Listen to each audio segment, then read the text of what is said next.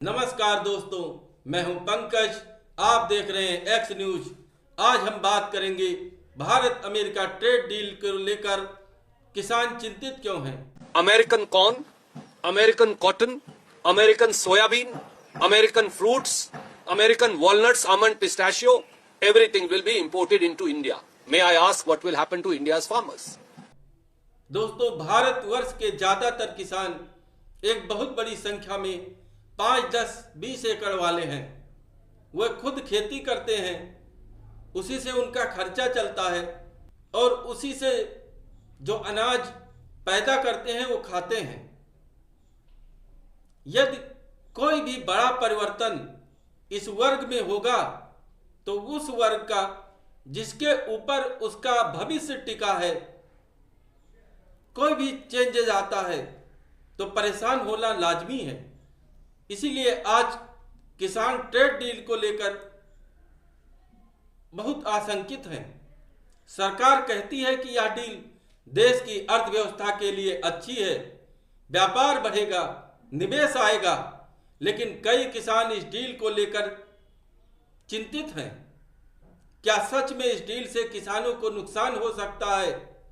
आज हम आसान भाषा में पूरी सच्चाई समझेंगे। सबसे पहले समझते हैं कि ट्रेड डील क्या है। जब दो देश आपस में समझौता करते हैं कि वह एक दूसरे के सामान पर टैक्स कम करेंगे, व्यापार बढ़ाएंगे और बाजार खोलेंगे, उसे ट्रेड डील कहते हैं।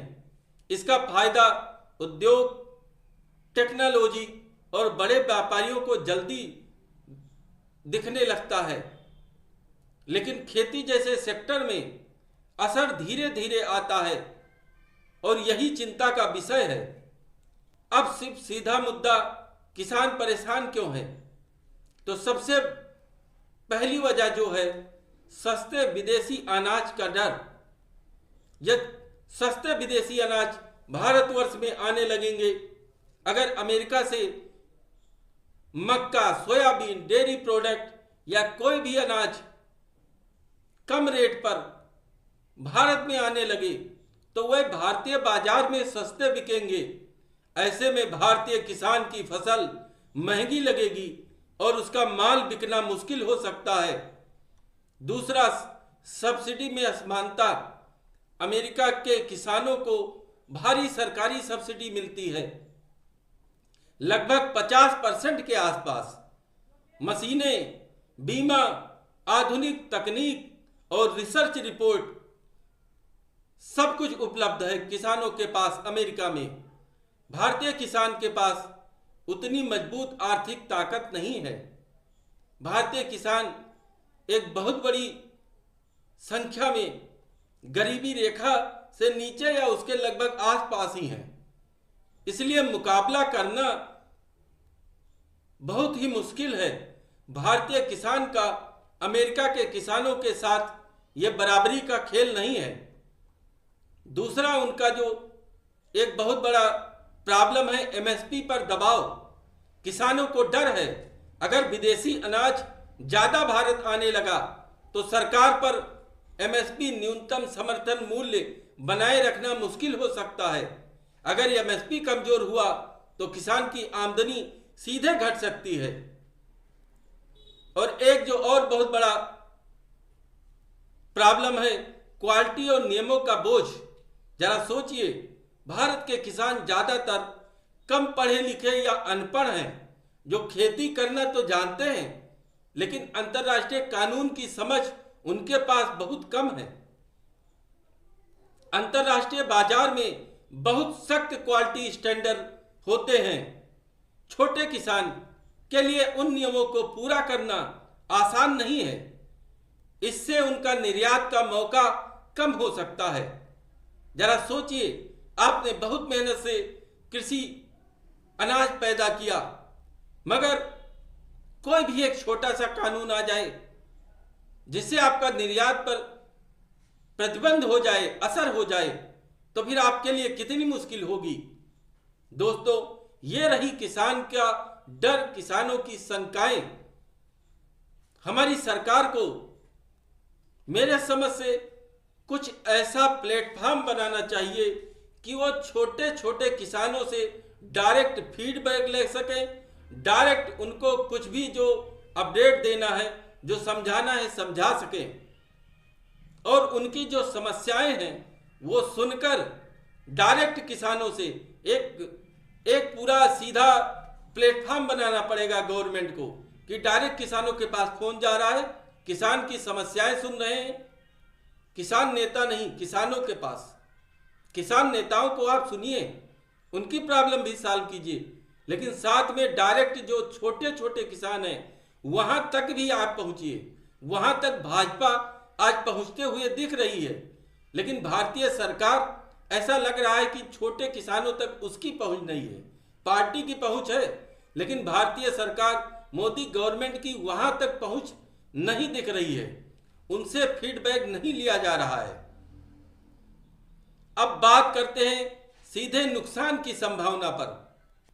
फसल के दाम गिरना, अगर विदेशी माल सस्ता होगा तो स्थानीय मंडियों में दाम गिर सकते हैं, किसान की मेहनत का सही मूल्य नहीं मिलेगा, फिर किसान की परेशानी कौन समझेगा, रोजगार पर भी असर होगा।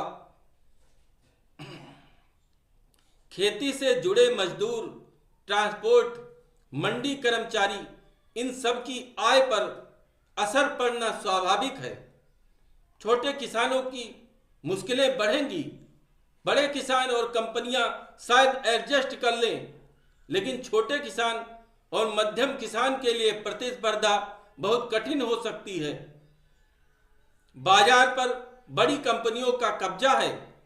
अगर विदेशी कंपनियां ज्यादा मजबूत हुई तो स्थानीय बाजार पर उनका दबदबा और बढ़ जाएगा, उनके पास पैसे की पावर होगी, जिससे गरीब किसान की बार्गेनिंग पावर कम हो सकती है। तस्वीर का दूसरा पहलू भी समझना बहुत जरूरी है। अगर भारत सरकार, मोदी गवर्नमेंट ये डील कर रही है तो कहीं ना कहीं उनके पास भी हमारे देश के लिए एक बेहतर भविष्य, एक अच्छा विजन होगा किसानों के लिए।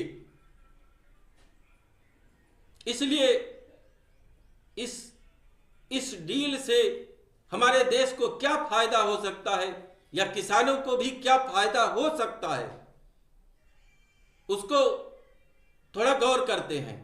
निर्यात के नए मौके आएंगे।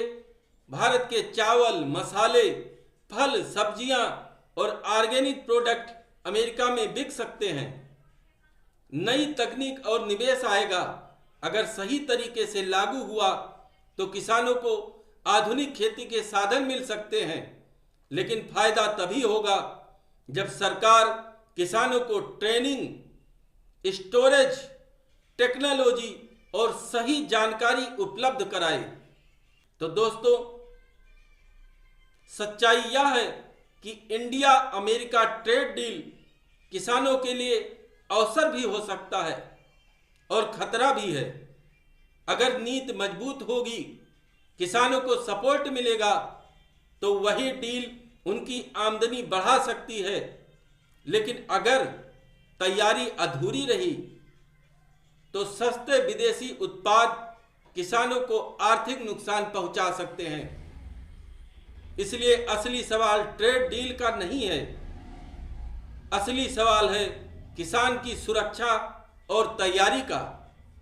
किसान मजबूत होगा तो भारत का एक बहुत बड़ा वर्ग किसान है, तो हमारा देश मजबूत होगा।